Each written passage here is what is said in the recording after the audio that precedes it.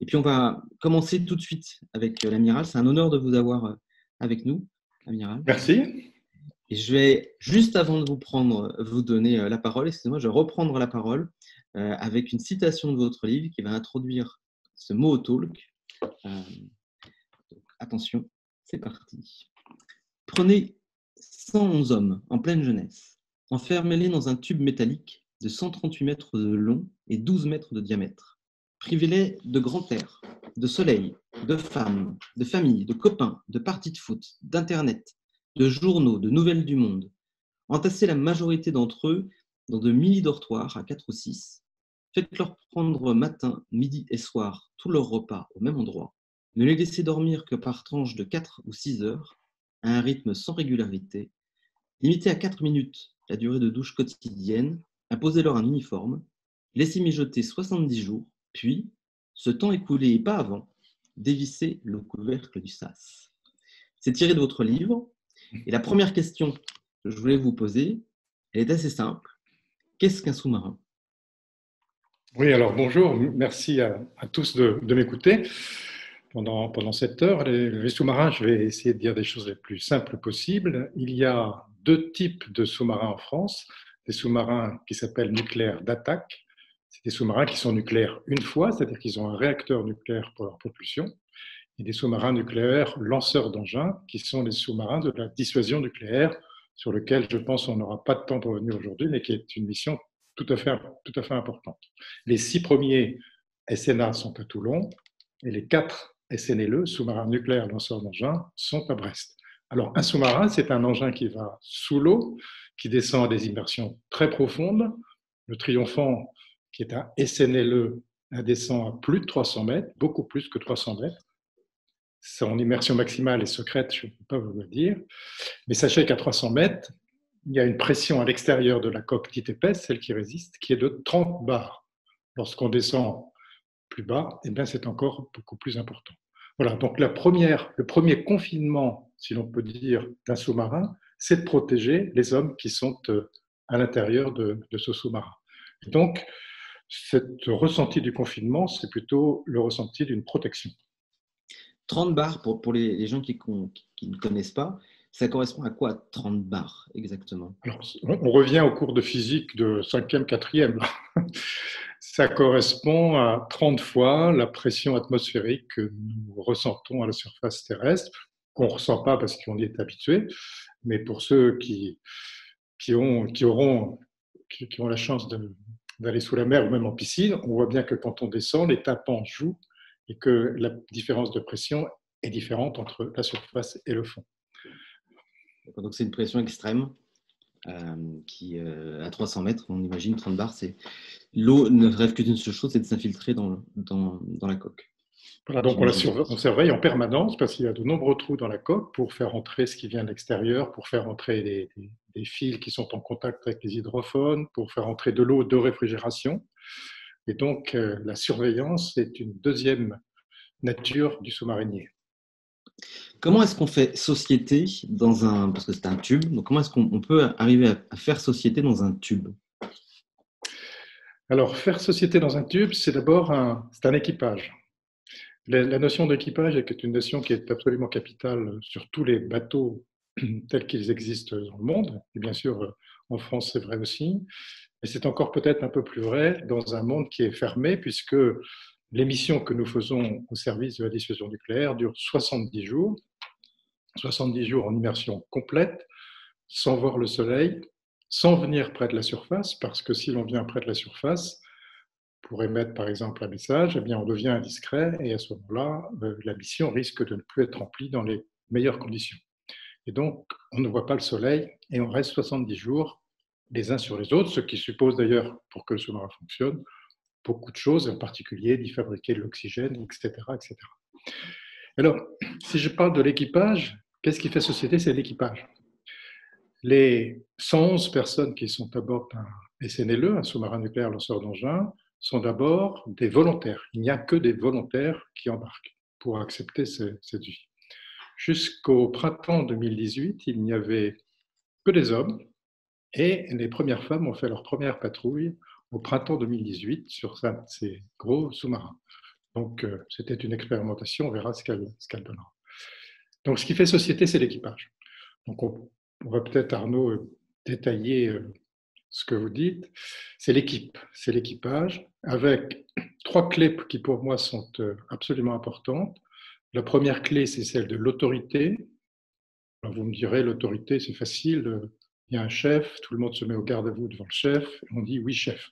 C'est l'image qu'on a aujourd'hui de l'autorité militaire. Voilà, c'est un peu plus subtil que ça et on y reviendra.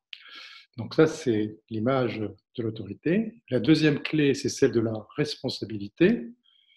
L'équipe est une somme de gens qui sont des experts et des responsables, certains dans tous les domaines, et ça va du cuisinier jusqu'à l'expert qui est responsable du réacteur nucléaire. Et puis la troisième clé, c'est la bienveillance. Parce qu'à bord d'un équipage, à bord d'un sous-marin, vous ne pouvez pas simplement considérer que chacun est dans une case pour faire tel ou tel domaine, mais vous devez considérer chacun comme un être à part entière et à part, dont vous devez vous servir de chacune des qualités qui ne sont pas forcément des qualités techniques. Autorité, responsabilité et bienveillance. Voilà ce qui fait société. Vous avez, dans votre livre, vous parlez également de la place des rituels. Et je vois des questions qui sont sur les règles de vie. Quelle place vous donnez véritablement à ces rituels pour créer société? Alors, les rituels sont très importants parce que c'est eux qui vont rythmer le temps long. Le bateau en général et le saumon en particulier, c'est un temps long. C'est à la fois un temps qui s'étend dans la journée et dont on sait que le lendemain sera, sinon comparable, en tout cas assez proche. Et puis c'est un temps long puisque ces patrouilles durent 70 jours. Alors, le principal rituel du sous-marin à la mer, c'est ce qu'on appelle le quart. C'est-à-dire qu'il y a une équipe qui fait en gros le 3-8, 25 personnes, réparties sur l'ensemble du sous-marin, de l'arrière à l'avant, et les équipes de quart se succèdent, et c'est vraiment ce qui rythme la vie de l'ensemble. Et puis, il y en a qui ne font pas le quart, puisqu'ils sont plus âgés, puisque ce sont des experts, et eux-mêmes doivent rythmer leur temps de façon à ce que, à la fois les journées et les semaines passent de façon la plus efficace possible. Alors, il y a des rituels. Peut-être que l'un des principaux rituels, c'est les repas. Sauter un repas sous prétexte que le cuisinier est bon et qu'il risque de prendre des kilos n'est pas une bonne chose. Premier repas. Et donc, on se retrouve au repas. Ce n'est pas toujours exactement les mêmes équipes qui se retrouvent.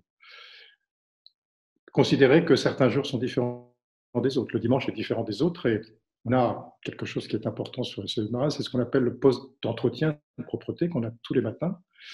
Parce qu'il faut que le sous-marin soit parfaitement rangé, parfaitement propre pour être dans un environnement très agréable. Et puis aussi pour des questions de sécurité.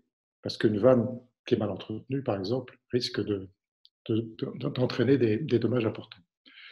Voilà. Et bien, par exemple, le dimanche, le poste de propreté est très, très réduit. Voilà. Et c'est ces rituels qui permettent finalement de rythmer le temps.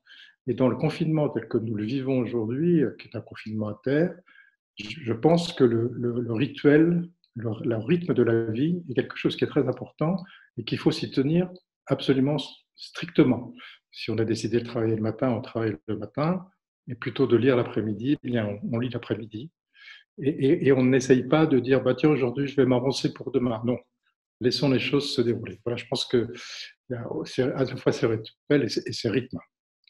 Sur les gens, l'équipage, on parlait de l'équipage tout à l'heure, l'équipage qui vit dans ce sous-marin, est-ce que vous avez, je sais pas moi, quelles sont les qualités particulières qu'il faut avoir pour pouvoir, j'imagine, gérer la pression, gérer le fait d'être en confinement, la place des femmes également, je crois aujourd'hui il y a 14% de la marine qui est composée de femmes. Est-ce que c'est la même chose dans les sous-marins? Comment est-ce que vous composez l'équipage et qu'est-ce qu'il faut faire comment les techniques de recrutement pour pouvoir faire partie de cet équipage? Alors, je vais reprendre sur les femmes. Il y a 14% de femmes dans la marine et sur les sous-marins, il y en a pendant quelques patrouilles, mais actuellement, elles sont en nombre très infime et c'est simplement des expérimentations. Alors, la première qualité pour être sous-marinier, c'est d'être volontaire. On ne peut pas forcer quelqu'un à embarquer sur un sous-marin, c'est d'être volontaire. Et bien sûr, il subit des tests psychologiques tout au long de sa carrière pour voir si ça fonctionne bien. C'est des tests psychologiques dont on se rend compte très rapidement de l'aptitude ou pas à faire patrouille.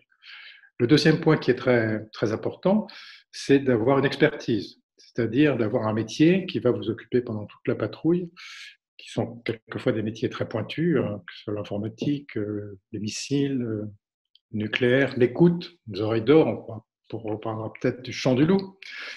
Et donc, c'est des hommes qui rentrent dans cette carrière justement pour faire une carrière en descendant, en prenant en bas de l'échelle et qui arriveront peut-être un jour à devenir officiers. Donc, c'est aussi une très grande motivation parce que le sous-marin, c'est à la fois une base de lancement de missiles pour les missiles nucléaires, c'est un réacteur nucléaire et puis c'est un village de 111 personnes. Donc, cette technicité, moi, c'est ce qui m'a beaucoup intéressé dans ce que j'ai fait pendant plus de 25 ans, plus de 20 000 heures de plongée, et quelque chose d'important. Et puis enfin, il faut avoir le caractère de quelqu'un qui, à la fois, sait pratiquer l'autorité au bon sens du terme et sait l'accepter, et est pleinement responsable, puisque chacun à sa place est finalement responsable de l'équilibre de l'ensemble, et en particulier de la sécurité du sous-marin. J'ai une question de Nelly qui revient sur l'expérimentation des femmes. Aujourd'hui, vous avez toute la gamme des suffraines, je crois, les suffrains, pardon, qui a imaginé la conception des sous-marins en tenant compte de cette parité homme-femme, ce qui n'était pas le cas avant. Pourquoi est-ce qu'on parle d'expérimentation avec les femmes? Quelles sont les particularités? Alors, très longtemps, les femmes n'ont pas été embarquées sur les sous-marins parce qu'on estimait que le confort qu'on pouvait leur offrir, l'intimité qu'on pouvait leur laisser n'était pas suffisante. Les nouveaux sous-marins d'attaque, les sous-marins plus petits que le Triomphant, pourront embarquer les femmes. Voilà, mais quand on en parle à la fois aux gens qui sont responsables du sujet des femmes à bord des sous-marins et des bateaux en particulier, ils disent qu'il n'y a pas de sujet de cohabitation puisque toute cette génération-là a été, contrairement à la mienne, habituée à la cohabitation très, très jeune, en particulier à l'école. Il n'y a pas de sujet d'expertise ni de qualité, comme il y a maintenant des chefs de bord sur les Airbus et sur les avions.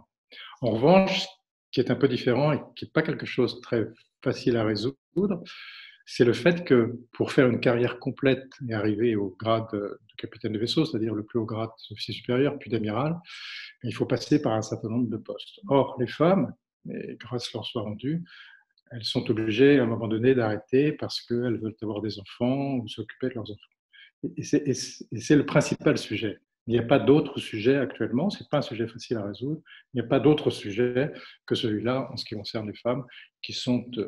la première patrouille, j'ai rencontré, il se trouve, le Toubib, médecin, qui était une femme et qui m'a dit qu'elle était absolument enthousiaste de ce qu'elle avait fait. Et il y avait là des sous-officiers qui leur ont dit, mais est-ce qu'ils ont été sympas avec vous? Elle m'a dit, mais ils ont été absolument adorables avec moi et je me suis trouvé très bien. Je vais vous demander également quelle était la place de l'ego dans le sous-marin. Et peut-être, avant d'arriver à cette question-là, peut-être vous pouvez nous redire la hiérarchie globale, le nombre d'amiraux qu'il y a en France.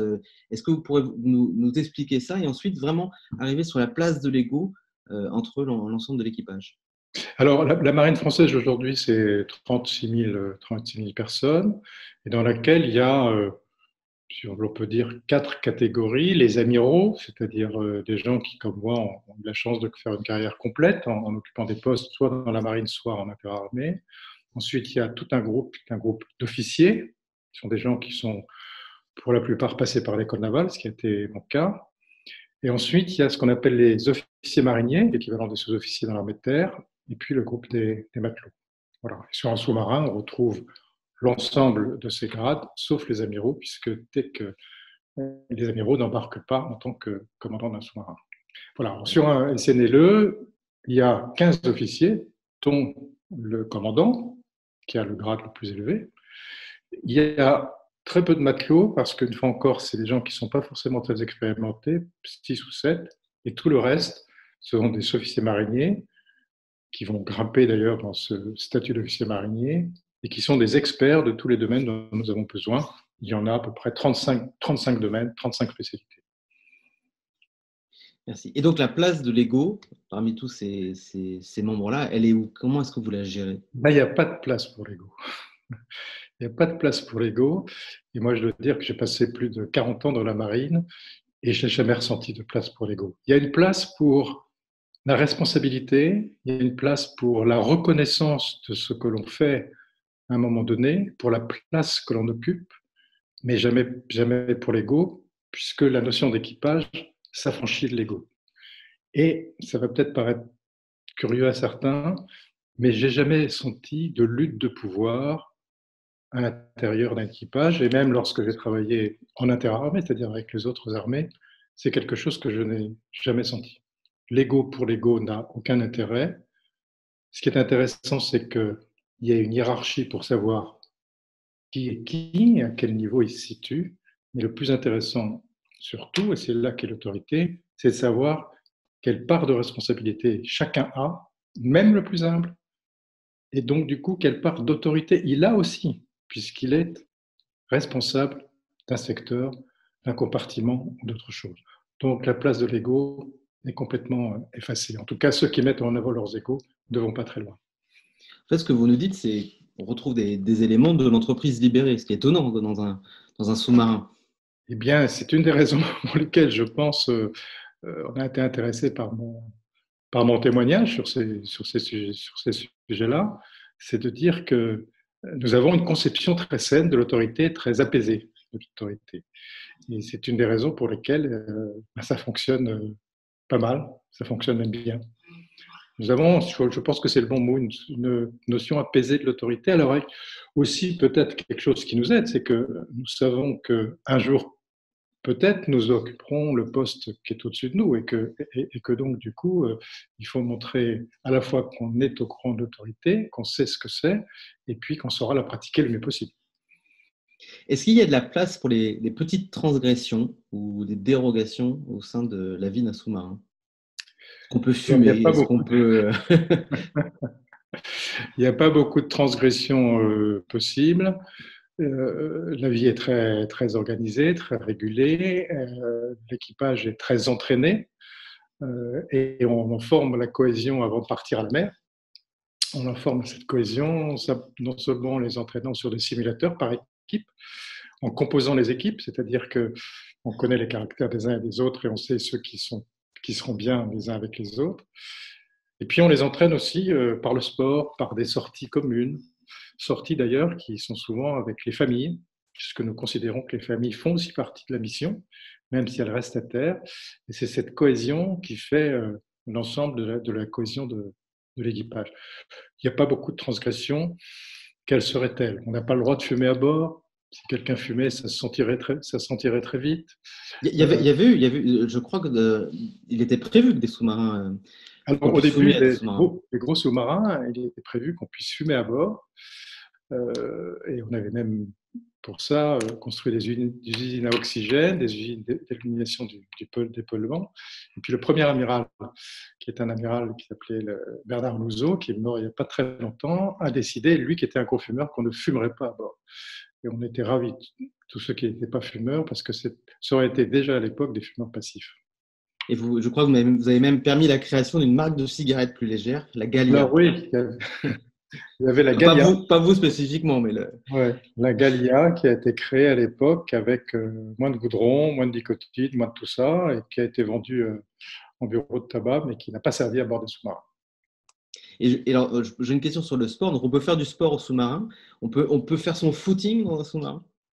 Alors, on peut faire soit son footing dans le plus grand espace qui sont les soutes lance-missiles, puisqu'il y a 16 missiles, donc il y a un peu de place.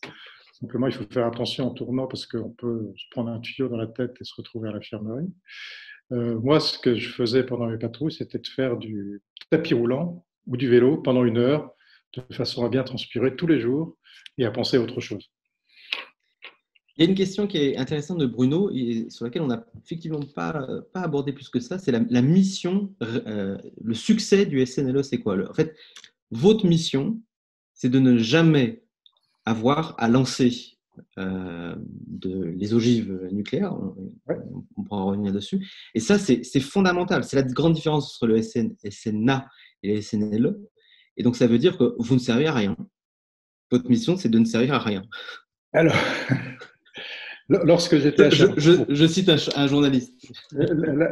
c'est ça, lorsque j'étais à Cherbourg, quand on faisait l'armement du Triomphe, qui est donc le sous-marin que j'ai construit, qui était le premier de la nouvelle série, le Redoutable, qui était le premier de la série précédente, est revenu à Cherbourg. Et là, il y a eu un article dans un journal local disant le Redoutable revient après 25 ou 30 patrouilles, il n'aura servi à rien.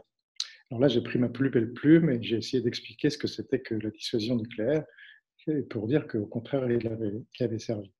Je pense que servir à rien, non.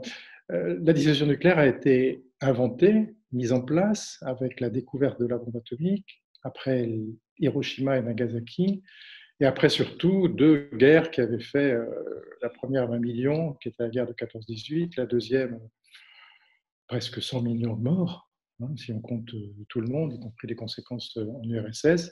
Et là, il y a une espèce de philosophie générale qui s'est dit il faut peut-être qu'on arrête parce que c'est épouvantable pour tout le monde. Et donc cette notion de dissuasion qui est de dire je te dissuade de m'attaquer parce que moi, la France, je ne suis pas forcément un pays très étendu avec une grande population. Tu peux m'éliminer, tu peux éliminer ma puissance économique, mais moi, je suis capable, en frappant second, avec mon sous-marin que tu n'auras pas trouvé puisqu'il sera loin et qui sera noyé dans la mer, et de faire exactement les mêmes dégâts chez toi. Est-ce que ça en vaut la peine? C'est ça le principe de la dissuasion nucléaire. Et donc la dissuasion nucléaire, elle fonctionne, sauf si les missiles partent. Et donc c'est très paradoxal. On a les plus belles machines du monde, si l'on peut dire, en termes technologiques. On a des missiles qui ont 9000 km de portée, avec des armes qui sont absolument redoutables. Et le but, c'est que jamais elles ne partent. C'est le paradoxe de cette mission, qui est d'autant plus importante, justement, qu'elle est paradoxale. Donc on est sur un tube, encore une fois, de 138 mètres carrés, à 300 mètres de fond, avec une pression de 30 bars tout autour, et des missiles nucléaires à l'intérieur de ce tube. Je voudrais revenir quand même sur la qualité de l'équipage. Quels sont les soft skills? Quelles sont les compétences qu'on va chercher chez les personnes pour avoir une harmonie parfaite dans l'équipage? Je crois que je reviens à l'autorité, c'est-à-dire que je pense que ce qui fait la place de chacun, ce qui fait sa responsabilité qu'il n'assume que tout seul lorsqu'il est de quart, et la reconnaissance que c'est lui qui a la main et que c'est lui qui décide parce qu'il est au plus près du terrain, se transforme en une forme de respect mutuel qui n'est pas simplement le respect pour le commandant ou les gens qui ont des grades plus élevés, mais le respect pour chacun tel qu'il est. C'est-à-dire que je te confie telle responsabilité, et comme tu as telle responsabilité, tu as aussi une part d'autorité sur ce que nous sommes tous. Voilà, c'est-à-dire que je te regarde, non pas comme simplement quelqu'un qui est le responsable, l'expert, mais je te reconnais une part d'autorité.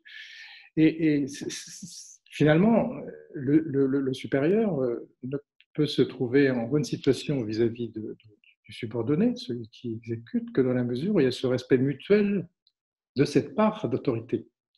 Voilà, je crois que c'était extrêmement important. Et dans cette part d'autorité, quand elle se décline, il y a une part de respect, il y a une part de bienveillance très importante, et c'est ce qui fait la cohésion. L'équipage, pendant la mission de 70 jours, n'est pas au courant de ce qui se passe à l'extérieur. On leur donne pas d'informations en réalité. S'il doit y avoir un décès, je crois qu'ils ne sont pas informés de ces particularités. Et une des questions, c'est également sur le confinement actuel. Il doit y avoir des sous-marins actuellement qui sont en mission. Est-ce qu'ils sont, à votre avis, l'équipage est au courant de ce qui se passe en France et dans le monde? Alors, lorsqu'il y a un événement, lorsqu'on est lié finalement à la Terre, à l'état-major et puis à ce qui reste à Terre, par des messages qui nous sont envoyés, qui sont à la fois de nature opérationnelle et qui nous informent aussi de la vie du monde. Ça ne passe que dans ce sens-là. Dans l'autre sens, ça ne passe pas parce que si on voulait envoyer un message, on ne le ferait que s'il y avait quelque chose de grave à bord, étant donné qu'à ce moment-là, ça romprait la discrétion du sous-marin. Donc, lorsque nous recevons tous les jours des messages qui nous tiennent informés de la vie du monde, on fait très attention de ne pas nous tenir informés de choses qui pourraient nous inquiéter. inquiéter l'un ou l'autre des membres de l'équipage. Donc ceux qui sont partis ou qui vont partir en patrouille bientôt sont au courant de la crise du coronavirus et on va les tenir informés. Ceux qui étaient en patrouille pendant que cette crise s'est déclarée ne l'ont pas su. Seul l'a su le commandant, sans doute le commandant en second, et à lui d'annoncer, sans doute la veille du retour, qu'ils allaient trouver un monde qui avait un peu changé parce qu'en rentrant chez eux, ils allaient être confinés. Voilà. Alors en ce qui concerne les deuils personnels, c'est un peu différent. Un deuil personnel, une affaire grave personnelle, est annoncé là aussi au commandant, qui réunit ensuite son second, des gens qui connaissent bien la personne concernée, le médecin, en disant il va falloir qu'on lui annonce que quand il reviendra, son grand-père, par exemple, a disparu. Et là, on se met tous d'accord, on échange beaucoup pour savoir à quel moment il faut lui dire. Est-ce que c'est assez tôt parce qu'il a un caractère qui permettra d'encaisser? Est-ce que c'est plus tard, etc., etc. Et ça fait partie foncièrement de la bienveillance, qui est de dire je m'occupe de toi.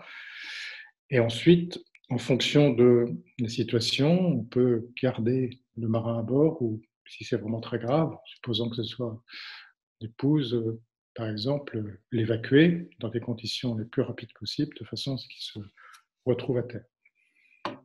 Beaucoup de questions pour aller plus loin sur l'autorité, qui est a priori un des sujets qui intéresse beaucoup. Là. On fait une distinction, en fait, l'autorité fonctionnelle et l'autorité hiérarchique. L'autorité fonctionnelle, ce serait l'autorité de la fonction en elle-même, et l'autorité hiérarchique, ce serait celle qui est déposée dans les statuts. On voit dans nos entreprises aujourd'hui des vrais sujets d'autorité, même une nouvelle génération qui remet en cause la légitimité de leur patron ou de leurs responsables, et ça crée des conflits ou des situations un peu tendues dans les entreprises. Est-ce que la légitimité de votre parcours pose l'autorité que vous avez auprès de l'ensemble de l'équipage? Elle est absolument indispensable. Pour faire un commandant de SNLE, il faut 25 ans. Entre le moment où je suis entré au sous-marin comme jeune officier qui n'y connaissait rien, qui a dû apprendre le sous-marin avec des officiers mariniers, des sous-officiers qui étaient moins gradés que lui, mais qui en savaient plus, et le moment où on m'a confié un SNLE de 14 000 tonnes qui vaut 10 milliards, je suis passé par un certain nombre d'échelles de progression. J'aurais pu être éliminé à un moment ou à un autre, considérant que je n'avais pas ce qu'il fallait. Donc ma légitimité, la légitimité du commandant est absolument parfaite et personne ne remettra en cause un commandant qui a fait ce circuit. Mais bien sûr, il en connaît moins que chacun des experts. Et ça ne fonctionne, une fois encore, j'insiste beaucoup, que dans la mesure où le commandant reconnaît que l'expertise de chacun, sa responsabilité est presque aussi importante que la sienne. Est-ce que vous avez vécu une situation, un événement grave à bord et pour lequel vous seriez autorisé à nous raconter aujourd'hui? Alors, j'ai eu la chance de ne pas vivre de choses très graves. Il m'est arrivé pendant les essais du Triomphant, lorsqu'on était à l'immersion maximum, d'avoir ce qu'on appelle une alarme voie d'eau, c'est-à-dire qu'on pensait qu'il y avait une voie d'eau. Comme c'était la première fois qu'on allait à cette immersion maximum, eh bien, c'est moi qui ai pris la manœuvre pour faire remonter le sous-marin très rapidement. Quand on m'a dit que finalement cette alarme était moins grave qu'on ne le croyait, j'ai redonné la suite à l'officier chef du quart très, très vite. Voilà. Donc, on est habitué à gérer ce genre de situation. D'abord en s'entraînant beaucoup à terre, et puis parce que on est perpétuellement, sinon en éveil, en tout cas, on est en attente de ce qui peut ou de ce qui pourrait se passer. Et on a des réflexes qui sont étonnants, qu'on n'avait même pas forcément intériorisés, parce qu'on est très impliqué et qu'on sait la place qu'on a. Alors, je voudrais revenir un peu sur les jeunes générations qui remettent en cause l'autorité de leur patron. Je pense que elle est assez normale. Je crois que ni le patron ni eux n'ont à se dire je devrais pas, etc., etc.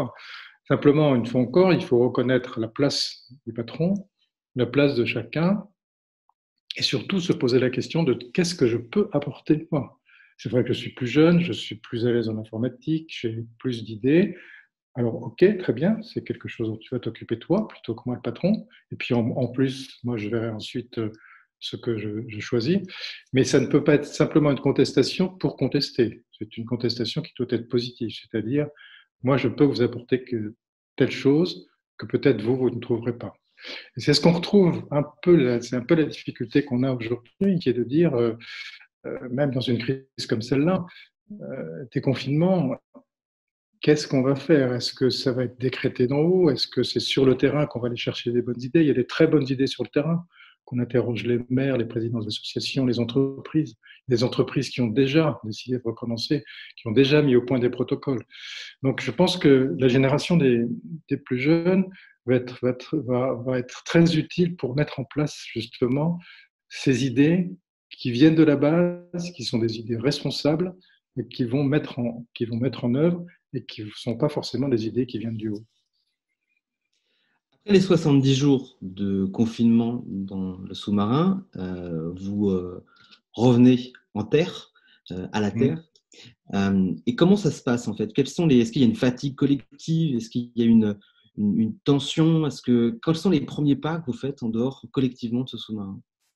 Alors, ce qu'on peut dire d'abord, c'est que quand on revient à terre au bout de 70 jours, on revient. Pourquoi au bout de 70 jours? On pourrait dire qu'on va rester 80-90 jours.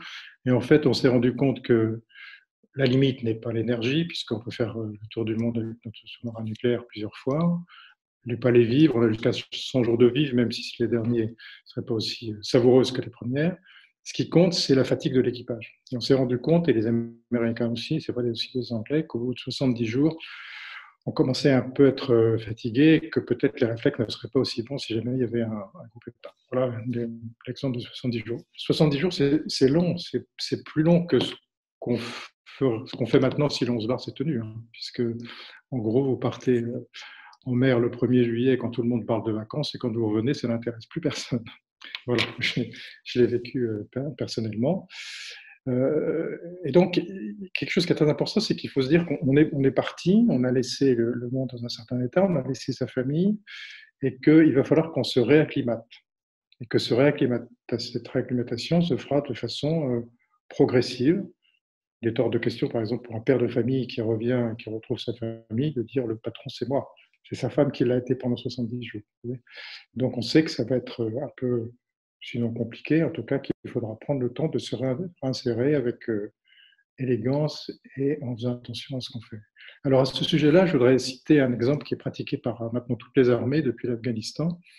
Lorsque les soldats, quel que soit leur rang d'ailleurs, revenaient d'Afghanistan, c'est vrai maintenant du Mali, on les envoie pendant 3 ou 4 jours à Chypre, dans des beaux hôtels où ils sont écoutés par des psychologues, où ils sont bien nourris, etc., de façon à décompenser, je puis dire. Au début, ils étaient tous un peu surpris en se disant non, nous avons envie de revoir nos familles tout de suite. Et on leur a dit surtout pas parce que le retour risque d'être du coup dramatique. Voilà. Donc il faut savoir qu'il y a ce temps de réadaptation.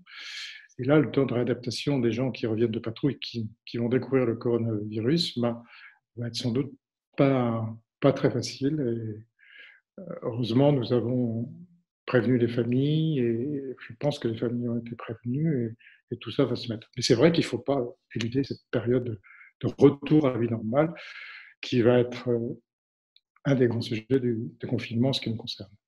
Oui, complètement. Je voulais justement revenir dessus. Vous, comment est-ce que vous conseilleriez les pas d'après? Christian Clot, qu'on avait invité à la première intervention, parlait de cette fatigue collective. Il disait qu'il fallait vraiment se donner et retourner pas à pas. On entend d'autres sons, d'autres discours qui disent qu'il faut accélérer et aller encore plus vite dans les jours qui vont suivre. Qu'est-ce que vous, avec votre expérience, vous conseilleriez à chacun d'entre nous lorsque le déconfinement va se terminer?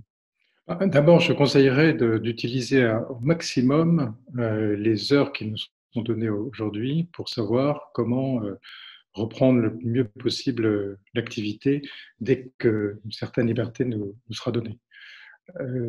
Les téléconférences, le télétravail, etc., ont aussi ce grand avantage, ont le désavantage de mettre les gens loin les uns des autres, mais elles ont aussi ce grand avantage de responsabiliser finalement les gens de l'équipe qui ne sont pas à côté de vous et qui n'ont pas à attendre des ordres, en tout cas de façon différente. Et donc, préparer ce retour, peut-être d'ailleurs d'abord en se demandant qu'est-ce que je vais garder de ce que j'ai fait. Est-ce que par exemple ce télétravail, ces conférences, est-ce que c'est pas quelque chose que je peux garder parce que ça va me permettre de gagner du temps, parce que ça va me permettre de gagner du CO2, parce que ça va me permettre de faire des réunions moins longues, puisqu'on le sait, ces réunions par télétravail sont des réunions fatigantes. Ça, je crois que c'est quelque chose qu'il faut préparer maintenant et s'engager, peut-être les écrire en disant maintenant ça se passera comme ça. Ensuite, peut-être confier à chacun d'entre nous, des équipes qui travaillent, une responsabilité particulière sur un point particulier, en disant on va reprendre. Là, une fois encore, c'est pas moi le patron qui vais tout organiser.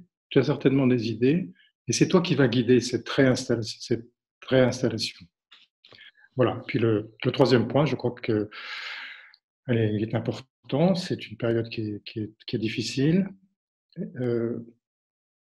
Et ça fait partie de la bienveillance aussi. Il y a forcément dans l'équipe des gens qui sont plus optimistes que d'autres, des gens qui sauront se montrer confiants dans l'avenir, et c'est ces gens-là qu'il faut faire parler.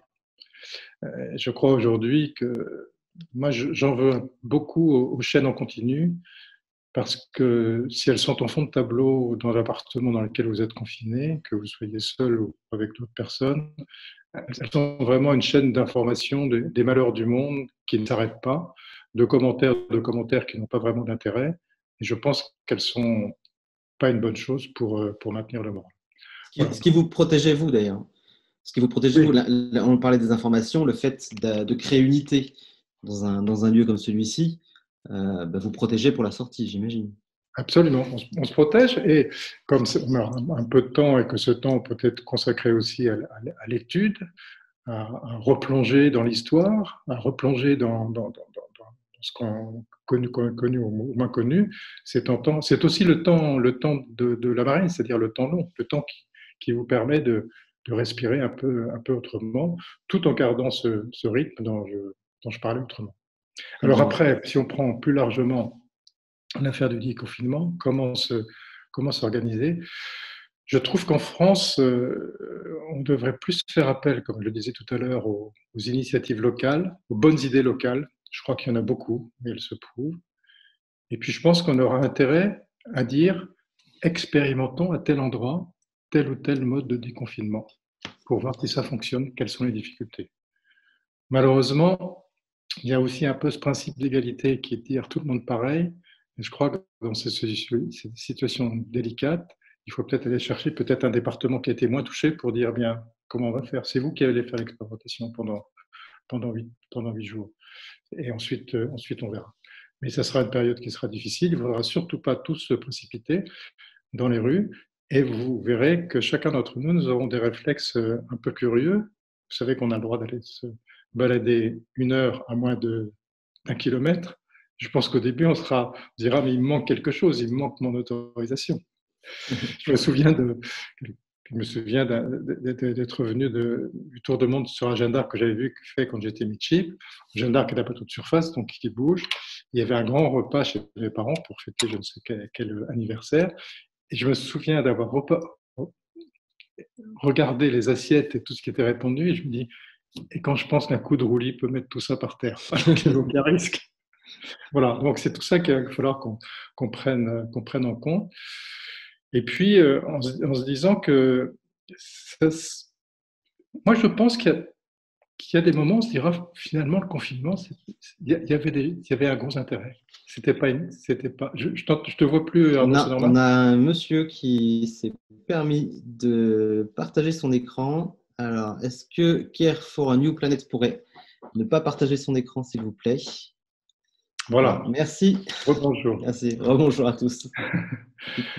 Et oui, ce que je disais, c'est que c'est ça qui va être compliqué peut-être après, c'est de se donner des bonnes résolutions et les appliquer, d'aller jusqu'au bout et de le faire le plus possible en communauté. Il n'y a pas de protocole. Mais chez encore, quand je vois la mosaïque, je vois que c'est votre génération, hein, c'est la génération des 40-50 ans, la génération du président de la République, c'est vous qui allez avoir à faire ça. et nous, il faut que les plus âgés, les plus seniors, on vous écoute, parce que vous êtes capable d'inventer des choses formidables et de les garder ensuite. Et cette crise qui a été difficile à gérer vous donne raison dans l'essentiel de ce que vous voulez garder. Il n'y a pas de protocole de sortie aujourd'hui dans ce moment. Je lisais ce matin dans un article d'une interview du président dans lequel il posait un peu la même question. Il disait, vous savez, c'est la première fois dans l'époque contemporaine qu'on a une équation avec tellement d'inconnus. Donc, je pense que c'est important, c'est d'y aller progressivement. L'objectif qui avait été fixé au début de faire que les hôpitaux ne soient pas submergés j'espère, été atteint. Et maintenant, il va falloir avoir d'autres objectifs et puis se rendre compte sans doute que le virus est sans doute l'ennemi le plus mortel qui soit, non seulement pour chaque pays, mais pour la communauté, et que la communauté doit réfléchir à sa façon de s'organiser. En particulier, c'est vrai, des grandes organisations comme l'OMS, c'est vrai aussi sans doute de notre organisation de la crise. Espérons que tout cela portera ses fruits. On va revenir un peu sur le sous-marin, parce qu'il y a une question qui m'a été rappelée que je ne vous ai pas posée, qui était sur la gestion de stress et sur l'harmonie de l'ensemble. Est-ce que vous appliquez aujourd'hui des méthodes de méditation, d'apaisement? Est-ce qu'il y a des techniques qui sont mises en place aujourd'hui auprès de l'équipage pour ne pas stresser, être apaisé et créer harmonie? Alors, à mon époque, qui remonte déjà un certain temps, c'était des techniques qui n'existaient pas, qui n'étaient donc pas mises en place. On comptait beaucoup sur la personnalité de chacun. Mais depuis, en particulier depuis nos interventions en Afghanistan, nos interventions au Mali, la psychiatrie, en particulier la psychiatrie concerne le syndrome post-traumatique, c'est beaucoup développé. Voilà. Donc, c'est quelque chose qui est rentré petit à petit dans les armées, en particulier dans l'armée de terre, où on ne disait pas, comme on disait autrefois, débrouille-toi tout seul, tu dois t'en sortir. C'est quelque chose qui est étudié de façon très... et pris en compte. Il se trouve que moi, je suis même dans un groupe de travail dans lequel on essaye de convaincre les entreprises qu'elles doivent et qu'elles peuvent engager des gens qui ont été traumatisés, dont on ne voit pas de traumatisme, puisqu'ils n'ont pas perdu de jambes ou perdu de bras, mais qui ont été traumatisés par quelque chose qui les a frappés au Mali, en Afghanistan. Donc c'est une dimension qui commence à rentrer. Alors la gestion de crise à bord, elle se joue beaucoup avec ce qu'on appelle les rétex, les retours d'expérience, c'est quelque chose qui est maintenant connu aussi dans les entreprises, et puis les scénarios de crise. C'est-à-dire que on va être tout le monde autour de la table et puis on met un scénario sur la table en disant qu'est-ce qu'on ferait dans tel ou tel moment. Et d'ailleurs, j'ai lu il n'y a pas très longtemps, ça n'a pas directement à voir avec le sous-marin, mais que les pompiers de Paris qui sont intervenus à Notre-Dame de Paris s'étaient entraînés à intervenir à Notre-Dame de Paris quelques semaines avant. C'est-à-dire qu'ils avaient déjà mis en scène une intervention possible lors d'un incendie, ce qui leur a permis, sans compter bien sûr le courage et l'implication de tous. Et là, je dis l'implication de tous parce qu'on insistait beaucoup sur le fait que ce qu'on appelle le chef du feu, celui qui était responsable des équipes de pompiers, de temps en temps allait lui-même au feu pour voir où on en était. Ce n'est pas simplement le jeune pompier qui portait les lances. L'implication de tous avait été bien coordonnée, c'est la raison pour laquelle on a sauvé Notre-Dame. Voilà. Donc je pense que c'est tout à fait important de se préparer, à la crise. La crise n'est jamais celle qu'on attendait, mais les réflexes qu'on peut avoir en période de crise sont des réflexes qu'il faut apprendre avant à avoir. C'est intéressant ce que vous dites et vous avez raison de rendre hommage au commandant du chef de feu, mais je pense que vous venez de donner aussi une clé de cette autorité hiérarchique, de cette harmonie dans les sous-marins, puisque dans un sous-marin, de fait, le commandant est exactement à la même place de danger que puissent l'être les autres, et il n'y a pas un chef de file qui se retrouve loin des lignes de l'ennemi pour regarder le combat se passer. Vous êtes en plein dans le feu, si j'ose dire. Et ça peut expliquer aussi ces égalités. On est en plein dans le feu, et l'intérêt de ce métier et presque notre orgueil, si je puis parler ainsi, c'est justement d'être dedans et de partager ce même risque avec les uns et les autres, et de se dire peut-être qu'un jour, c'est pas moi qui aurai la bonne réaction, mais c'est quelqu'un à qui j'aurais fait confiance avant. Je vais aller plus loin, et ça choque toujours venant d'un militaire. Je pense qu'il faut savoir désobéir. Alors, désobéir, c'est très curieux, une fois encore venant d'un militaire. Quand vous confiez une responsabilité à quelqu'un, vous lui confiez aussi un domaine, un périmètre dans lequel il va agir, mais vous lui dites aussi, où il faut l'inviter aussi, le pousser à comprendre que si jamais il doit sortir de ce périmètre, parce que la vie du sous-marin, parce que la vie de l'entreprise en dépend à un moment donné, eh bien, il le fera. Et il n'aura pas à vous regarder pour savoir s'il le fait ou pas. Et que si ça se passe mal, vous aussi, vous appuierez cette responsabilité que vous avez. Vous voyez, Je crois que ça a un nom en droit. On appelle ça les baïonnettes intelligentes. C'est un concept, il y a eu des jurisprudences là-dessus. Oui, c'est ça, voilà. Ouais. Ouais, Vous appelez ça comment, des baïonnettes? les baïonnettes intelligentes. Ah oui, ça m'intéresse. Ça, ouais, ouais. Ouais, Voilà. Ça a été un Et concept. je crois, alors on en a vu, c'est des choses qu'on a vu beaucoup. Je me suis replongé dans la guerre de 14 que je ne connaissais pas du tout. On en a vu beaucoup dans les tranchées. Et je crois que l'entreprise vit d'autant mieux que cette reconnaissance existe. Et la reconnaissance, la bienveillance, c'est pas quelque chose de gnangnan, c'est la reconnaissance d'avoir en face de vous quelqu'un qui sert. Et je pense que, moi, je crois que c'est la clé essentielle. Et j'ai eu la chance d'avoir des témoignages beaucoup plus tard de gens qui avaient servi avec moi, et c'est ce qui m'émeut le plus quand on me dit, mais vous nous faisiez confiance, vous aviez vos lignes rouges, vous saviez bien que à un moment donné ou à un autre, ça serait à vous d'intervenir.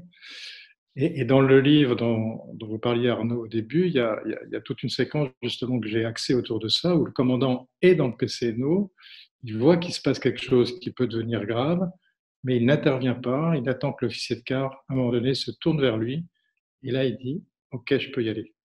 Et ce n'est pas une image, c'est une réalité. Il y a certains dangers ou certaines situations extrêmes. Je crois que vous l'avez fait 3 fois dans votre vie.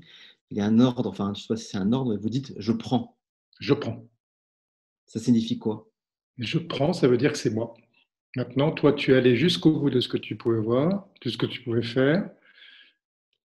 J'ai senti que tu ne pouvais pas assumer la responsabilité au-delà, donc c'est moi qui vais l'assumer.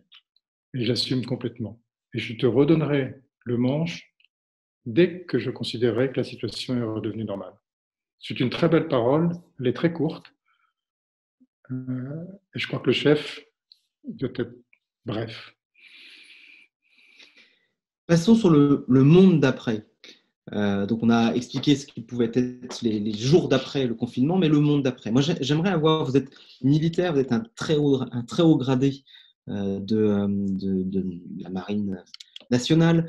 Vous avez été conseiller auprès des ministres. Et je voudrais avoir votre avis sur le monde d'après en termes géopolitiques. À votre avis, est-ce que le Covid-19 et la situation qu'on vit aujourd'hui peut mettre en danger une forme d'harmonie, une paix globale? Alors, j'espère que ce sera le contraire, c'est-à-dire j'espère qu'avec le temps, et le temps prendra peut-être un peu de temps, on se rendra compte qu'il peut mettre en danger la paix globale, mais que nous avons, nous, l'humanité, la capacité de lutter contre ce Covid. Je rêve aujourd'hui qu'on ait des téléphones rouges OMS entre les chefs d'État sur ces sujets. Vous savez que la crise de Cuba, une des meilleures finalement suites de la crise de Cuba, c'était de mettre en place le téléphone qu'on appelait rouge, qui n'est pas rouge du tout, entre le président de l'URSS à l'époque et le président des États-Unis, de façon à ce que jamais il y ait d'échange de missiles. Bien, je pense que la lutte contre un virus comme celui-là mériterait la mise en place d'un téléphone rouge entre les chefs d'État, une fois encore, et pas simplement entre les responsables de la santé. L'OMS devra certainement aussi se réorganiser Parce que les pandémies, alors c'est intéressant, je lisais ce matin un article sur les pandémies, finalement elles sont assez nombreuses. Elles ne font pas souvent beaucoup de morts, en tout cas elles peuvent en faire moins que ce qu'il y a ici, ou beaucoup plus que la grippe espagnole. Mais la pandémie est quelque chose qui sera sans doute un de nos principaux ennemis dans le monde qui vient. Voilà. Donc, est-ce que ça va donner, est-ce que ça va donner à la fois sans doute l'idée qu'il faut qu'on soit très, très unis, très coordonnés, voire dirigés dans la lutte, parce que c'est une guerre. Je suis d'accord avec le fait que c'est une guerre contre les pandémies. Et puis, ça portera peut-être à un repli sur soi-même qui malheureusement est un peu inévitable et il faudra essayer de gérer ce repli juste sur ce qu'il faut. Mais il y a des signes quand même qui sont encourageants. Je pense que par exemple ce qui s'est fait comme échange de malades ou échange de matériel entre des pays européens, en particulier avec l'Allemagne et l'Italie, prouve qu'on est capable à la fois d'être souverain dans son entité à soi-même et puis de s'ouvrir aux autres, d'être capable de faire des échanges. Voilà. Ensuite, pour le reste, eh bien, ça dépend de beaucoup de choses. Comme le dit le président, les non-inconnus est extrêmement important. Mais une fois encore, moi j'insiste, votre génération a beaucoup apporté au monde, puisqu'elle aura connu cette pandémie. On parle aussi beaucoup de la possibilité de créer une armée européenne, ce qui serait une nouvelle forme de collectif. Est-ce que vous y croyez à ça? Alors moi, je ne crois pas à l'armée européenne pour une raison que je vous ai dite et qui vous a beaucoup amusé quand on a préparé cette émission, c'est que une armée européenne, c'est-à-dire que tout le monde aura le même uniforme, ça c'est encore possible, mais surtout qu'il faudrait faire prendre le même petit déjeuner à un Allemand et à un Français. Alors ça, c'est impossible. Vous n'accepterez, vous, Français, jamais un petit déjeuner comme un Allemand ou comme un Anglais. Voilà. Donc je ne crois pas à l'armée européenne. Je crois en revanche à la coordination et à la mise en force de chaque force armée française, espagnole, Italie. Et tout ça, ça passera par l'Europe. On progresse un peu, pas aussi vite que les Français et notre président le voudraient, mais on progresse un peu, en particulier dans le domaine de la recherche. Mais une armée européenne où les régiments seraient formés de gens qui viennent de cultures différentes, il faut bien se dire qu'on est dans des cultures qui sont très différentes les uns des autres. Les Belges parlent français, mais leur culture est complètement différente. Ça ne permettrait pas de créer cette cohésion dont nous parlions l'autre jour, tout à l'heure sur le sous-marin. Donc, une coordination, une mise en place d'instances de régulation, une mise en place d'instances de synergie des forces de chacun, oui. J'espère qu'on finira par y venir. On progresse doucement, mais une armée européenne sous cette forme-là, je n'y crois pas.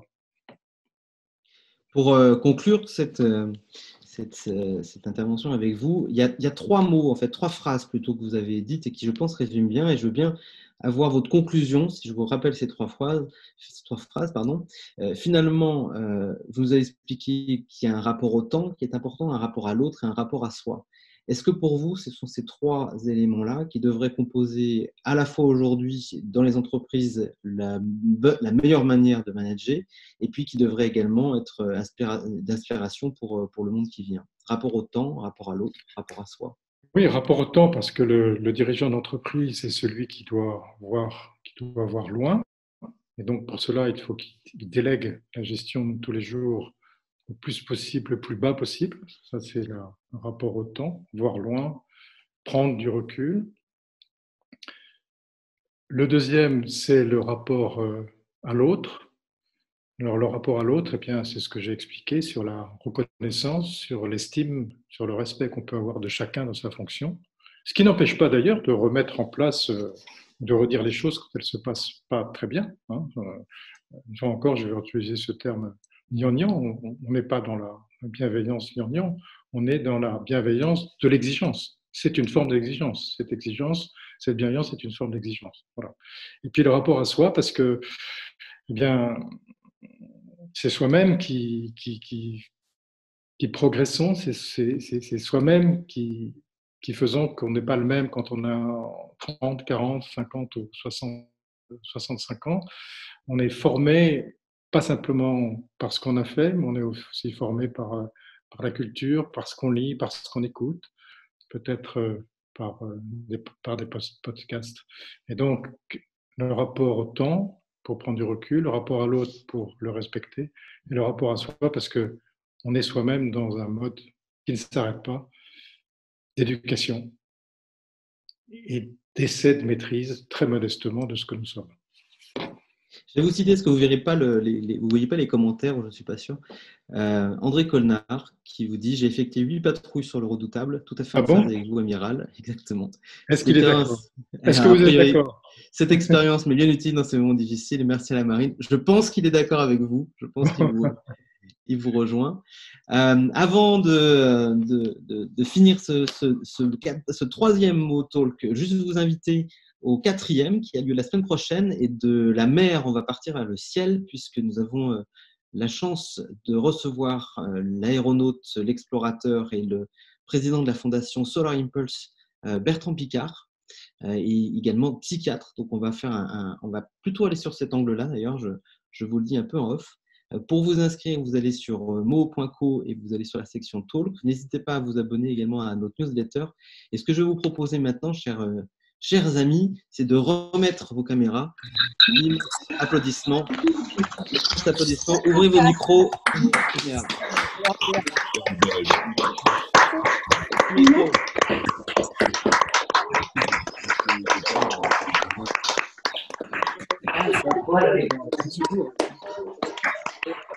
Bravo.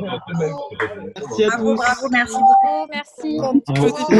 Merci beaucoup. Bravo à tous. Merci, super.